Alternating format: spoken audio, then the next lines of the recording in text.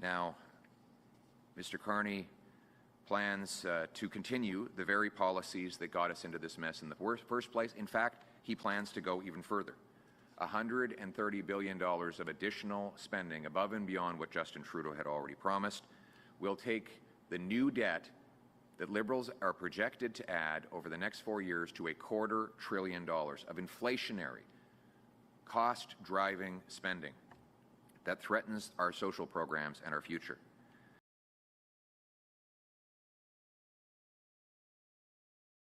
To pay for it, they'll have to print even more money and hike taxes even higher, with inflation driving up grocery costs, housing, and gas even worse, just like the last 5 years when he was Trudeau's economic advisor.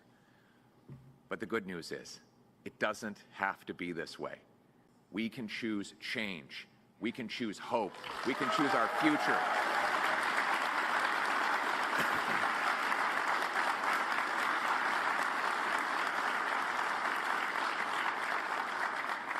Our platform at forachange.ca lays out this plan. It is a plan that will lower taxes and debt by getting rid of bureaucracy, consulting fees, waste, and excessive foreign aid to dictators, terrorists, and global bureaucracy. It is a plan to build homes by removing taxes and bureaucracy. It is a plan for safe streets by locking up criminals for a change. Change to unleash our resources so that we can stand on our own 2 feet and stand up to Trump and anyone else from a position of strength. The choice is this: a 4th Liberal term with Mark Carney, whose reckless Liberal plan will add even more debt than Trudeau, or a new Conservative government with a responsible plan to save $125 billion and put us back on the path to growth and security. This is my plan for change.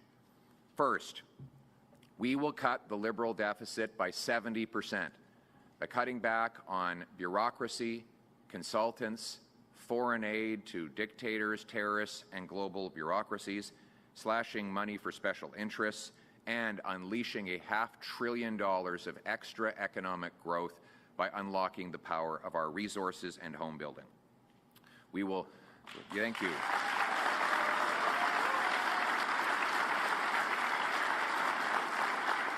Now, in the past, I've told you that there would be a dollar-for-dollar law. Every dollar of new spending would need to be matched with a dollar of savings. We've gone even further. Every dollar of new spending in our platform, especially for things like defense, will be met with $1.50 in savings in other areas.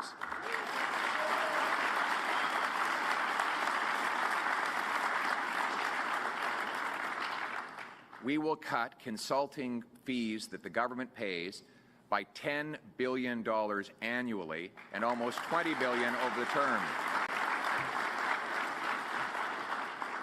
Gradually and through attrition, without mass layoffs, we will wind down the cost of the bureaucracy by hiring back only 2 people for every 3 who voluntarily retire. We'll cut back on foreign aid by roughly a third so that we no longer give money to terrorists, dictators, and global bureaucracy. The money will go to frontline people in need. We will...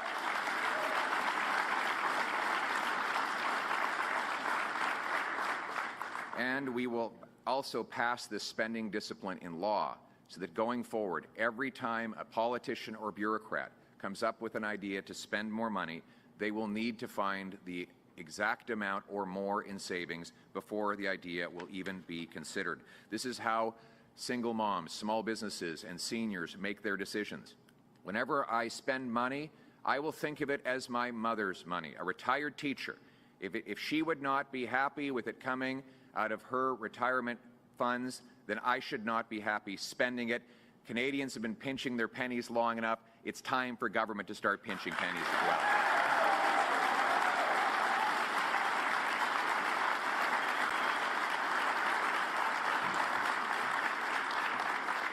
We will unleash $500 billion of economic growth, a number certified by the former chief economic analyst of Stats Canada and by a former associate deputy minister. This growth will be the direct result of repealing Liberal anti-energy laws, removing bureaucracy that blocks home building, and cutting taxes on investment. This boom in growth will bring in $70 billion of additional revenue, money that we can use to pay for our cherished programs and military without raising taxes on Canadians. Which brings me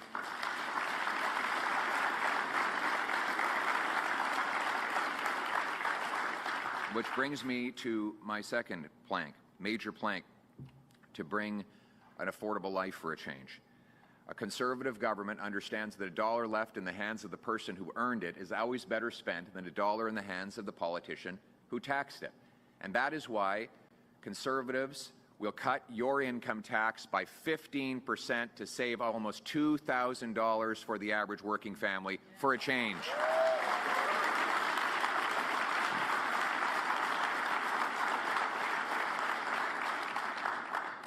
Third, we will axe the federal sales tax on new homes up to $1.3 million and pay municipalities to cut their building taxes to knock $100,000 off the price of a new home and build 2.3 million homes for Canadians over the next 5 years.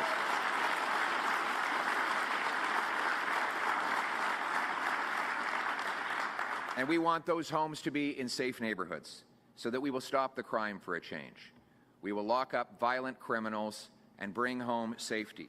We will ensure that anyone convicted of 3 separate violent offenses will no longer ever be eligible for bail, parole, probation, or house arrest. It will be jail, not bail, jail, not bail, 3 strikes, and you're out.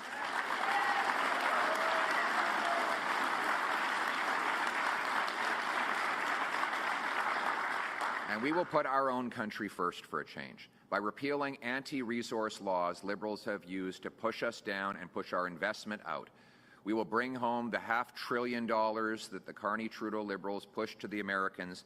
We will build pipelines, mines, and other major projects. We will use the funds to rebuild our military so that we are a truly sovereign and strong nation that stands on its own 2 feet and stands up to anyone who confronts us. We are a nation that is proud, a nation that will be strong, and a nation that will assert its sovereignty for a change. After a lost Liberal decade of red tape, block projects, and rising taxes that drove almost $500 billion of investment south, we will get Canada building again with a new Conservative economic action plan to unleash our vast resource wealth, build major new infrastructure, bring back investment, and turn Canada into the richest country in the world. To that we know. Thank you.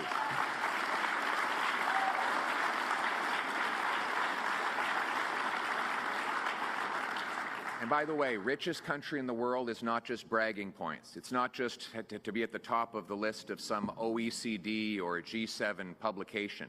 It means that our kids will grow up to have beautiful homes, that we'll be able to afford the best health care treatments, that young children who are diagnosed with a rare disease will have the resources to treat that disease and save their lives. It means less poverty in our streets and less despair. It means our schools will be better funded, and the most vulnerable will have an abundance of help paid for not by bone-crushing taxes or excessive bureaucracy, but by a massive growth and boom in our overall economy, a rising tide that lifts all ships. We will repeal the anti-development laws like C-69 that Mark Carney wants to keep in place. We'll get rid of the energy cap and unlock our energy production. We'll repeal the entire carbon tax for real, for everyone, for everything, for a change.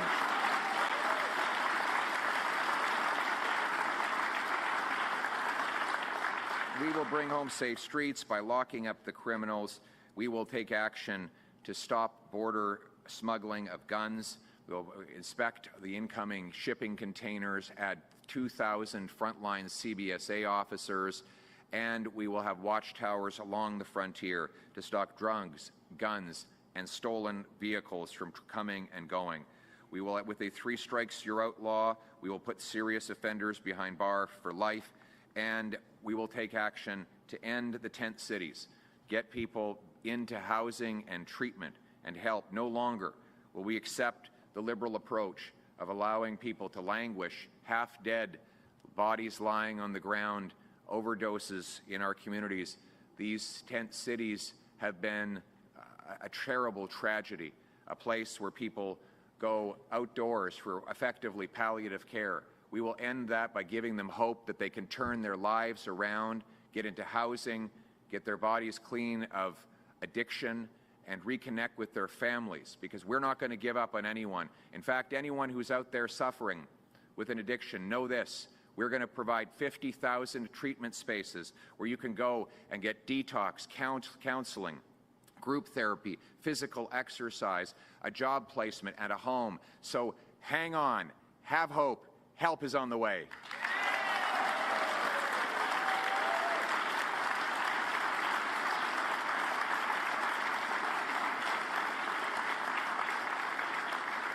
For our seniors who are increasingly worried about the cost of living and the dangers in our streets, we will protect you. We will protect your pension. We will ensure you continue to have the option of retiring at age 65. That will be the age of retirement for OAS, CPP, GIS. But if you do decide to work because you want to contribute and bring your wisdom to the people, we will allow you to earn $34,000 tax-free so that your hard work and your contributions are reimbursed and rewarded. Nous allons garder l'âge de retraite à 65 ans et permettre à ceux et celles qui choisissent de travailler de gagner juste à 34 000 $ libres d'impôts. But still, even with all of that, we need to ensure our health care is available for our people. And that is why my platform commits to working with the provinces, maintaining the promised increases in health care with no cuts whatsoever, providing supplementary funds to help with more residency positions, and bring in a Blue Seal program to help immigrants take a test, prove they're qualified, and get to work in their field. All these measures combined will bring us an extra 15,000 doctors to treat our patients.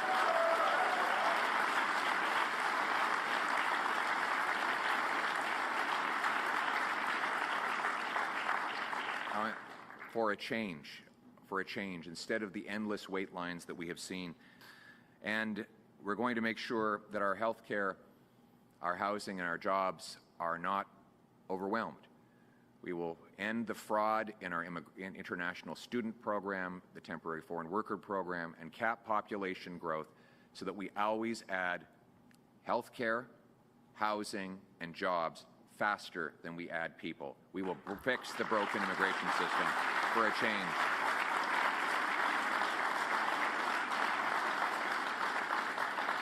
None of this would be possible without the courageous soldiers who protect our borders and the veterans who've come before them. And that is why Conservatives will rebuild our armed forces with 4 heavy icebreakers. We will fill the vacancies in the forces, add new landing strips in our far north, purchase the Poseidons and fighter aircraft. We will add the first Arctic base for Canada since the Cold War, CFB Iqaluit. We will once again, yes,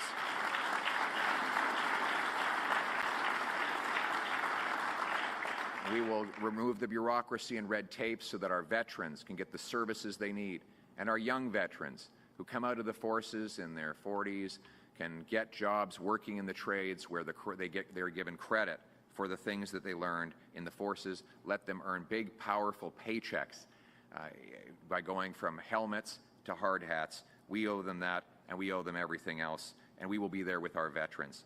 For a change, this country needs to stand up for its military and its veterans, the people who gave us everything we have. Thank you.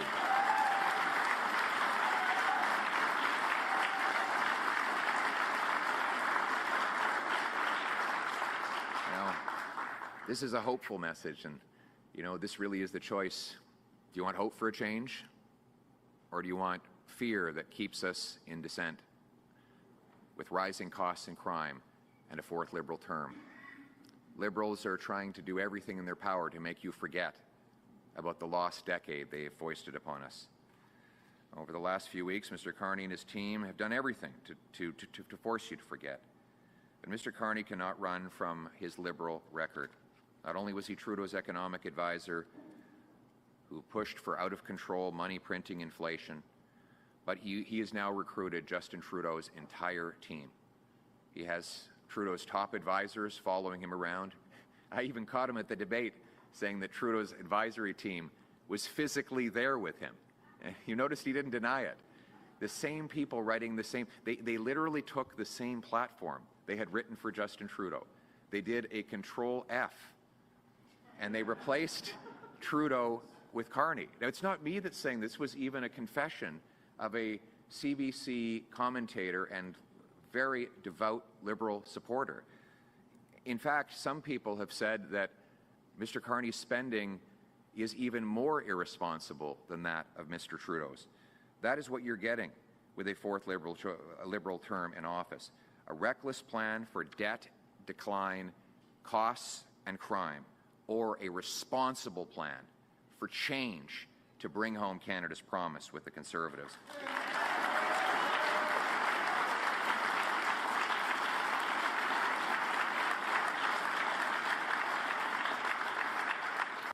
I believe in this country. I believe in its promise. And I believe our country is ready for change. Change that will bring hope. Change that will mean that our young people will have a future again, and that they will have children of their own they can raise in safe neighborhoods. And that when those kids are born, they'll be taught that they can do absolutely anything in this country. That they can cure cancer, start a business. Maybe what they want is just to grow up and buy a home, have 2 kids and a dog, and enjoy a peaceful Canadian life with a nice flag hanging from the front porch. That's the promise that the country made to me, and I owe this country everything for letting me stand on this stage, coming from my humble beginnings, and I want everybody to have the same chance that I have. So our purpose here today is to bring the change that will enable that promise to be renewed. Change so you can afford a good life. Change so that you can afford a nice home. Change so that you're safe in your community. Change so that we put Canada first. Let's bring it home. Thank you.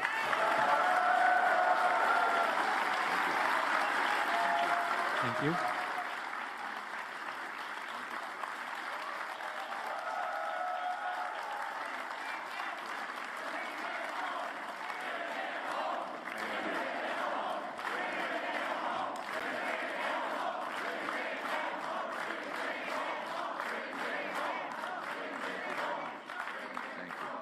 We will now take questions from the floor. Please say your name and outlet. Good morning, Mr. Poilievre. Nick Murray from the Canadian Press. Thank you.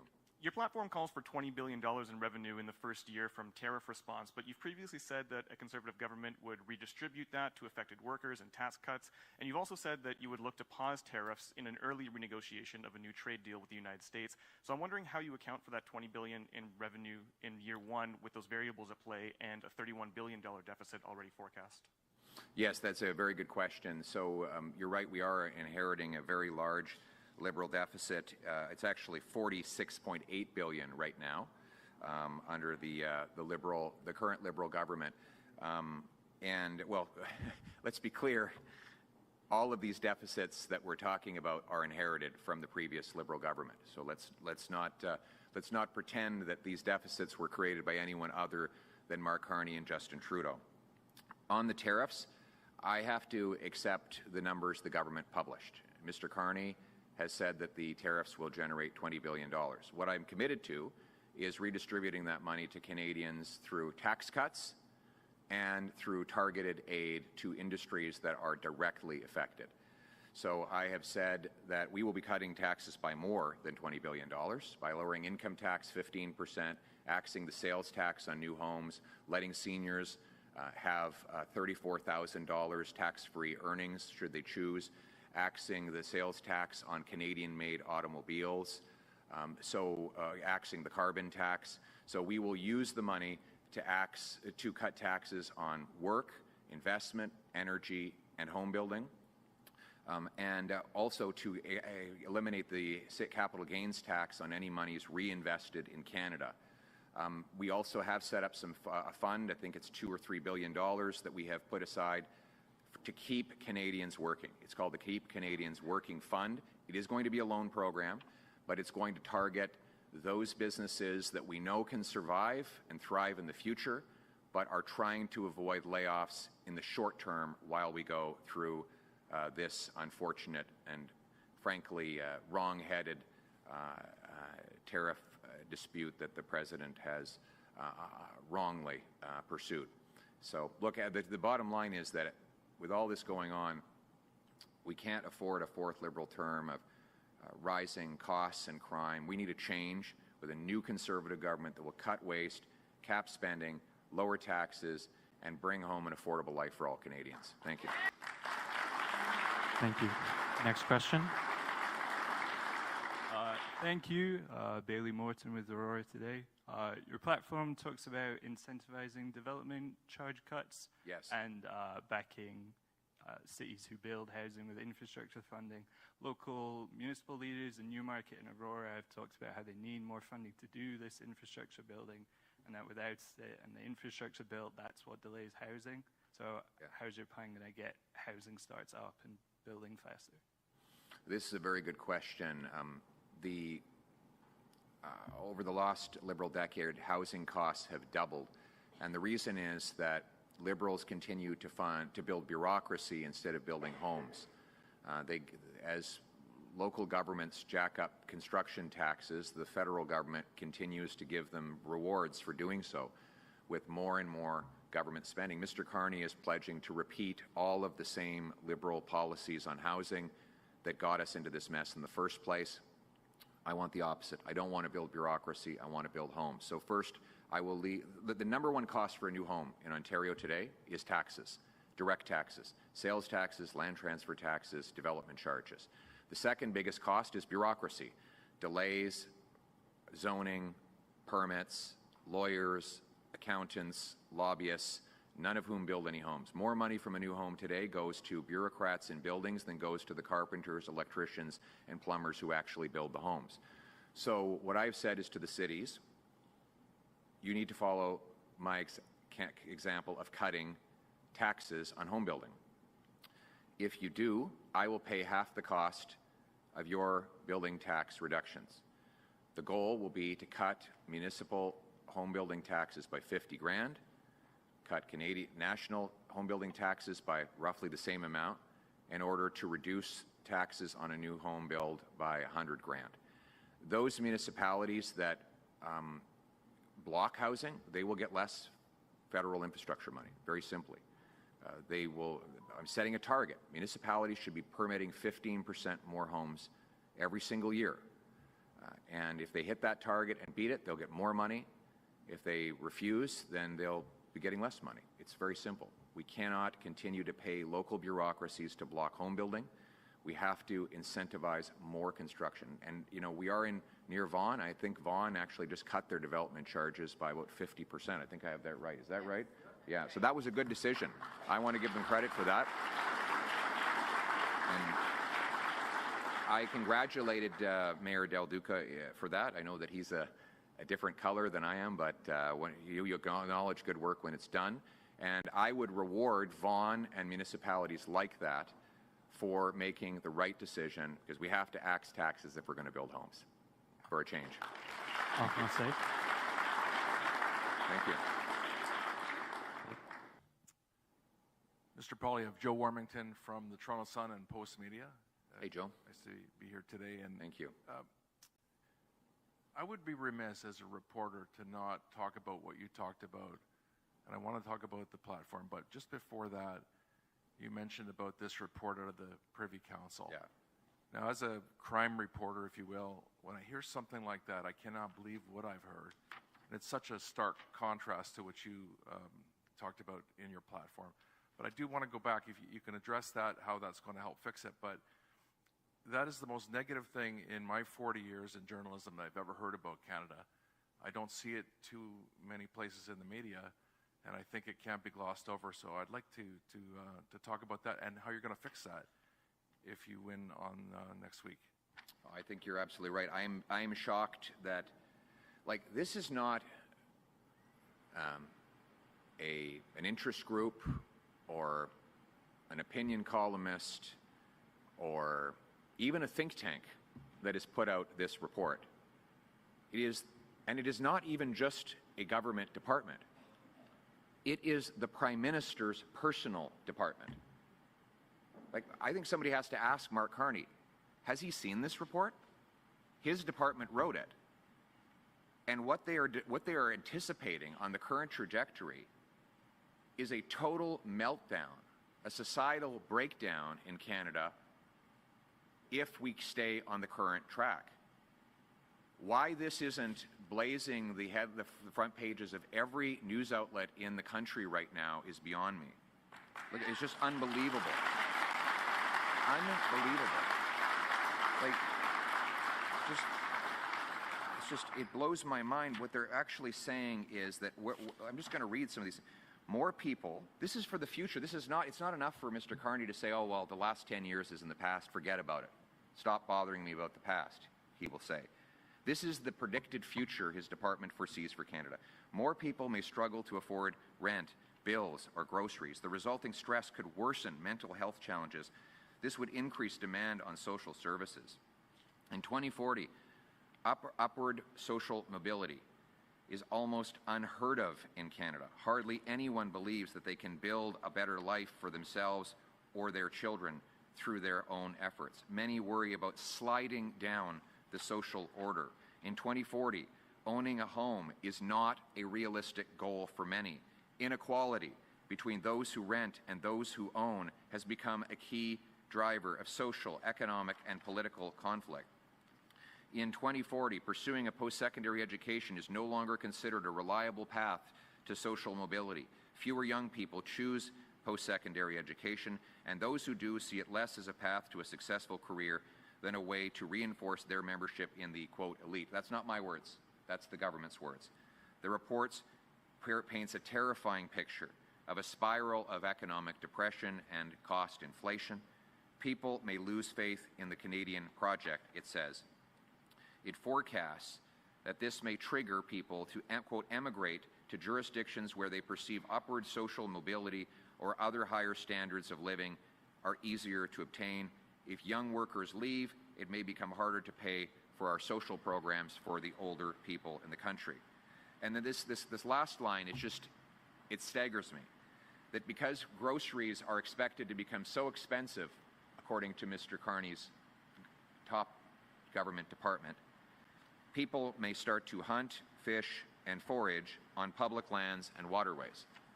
Like, it is just hard to believe when you read these words that this is about Canada. This is exactly why I'm in politics, to reverse this, to give people back the promise of this country. And we know what to do. We know how to get there.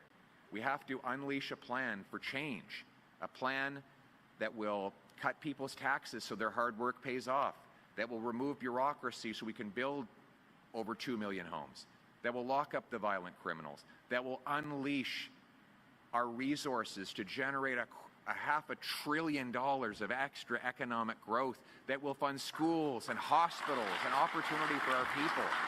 That's what's at stake. That's what change means.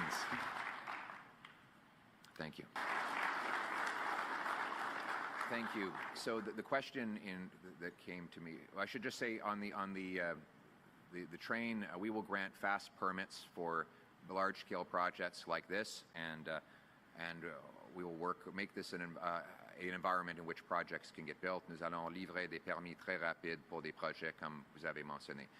In English, the question was about housing, how we're going to generate billions of dollars of extra revenue from home building. That is based on a report we have that shows that every time a new house gets built in Canada, about $70,000 in taxes are paid by the workers and businesses who build those homes. Obviously, the carpenters, electricians, plumbers, they get paid salaries. The companies make profits, and they all pay taxes. So every extra home we get built generates $70 grand for the government. We're going to build 2.3 million homes, which is about twice the current trajectory, which means there'll be a lot more economic revenue coming in for the government from home building. How will we do it? We'll axe the GST, the federal sales tax on new homes. We'll incentivize municipalities to cut their development charges. speed up their permits, free up land. We'll sell off 6,000 federal buildings, thousands of acres of federal land, and in that way we will build extra homes which will generate additional tax revenue. This is a win-win-win. After a lost Liberal decade of doubling housing costs, we can't afford a fourth term. We need a change to axe the taxes, cut the red tape, build the homes, and a bright future. Thank you. Thank you, everyone. That concludes today's press conference.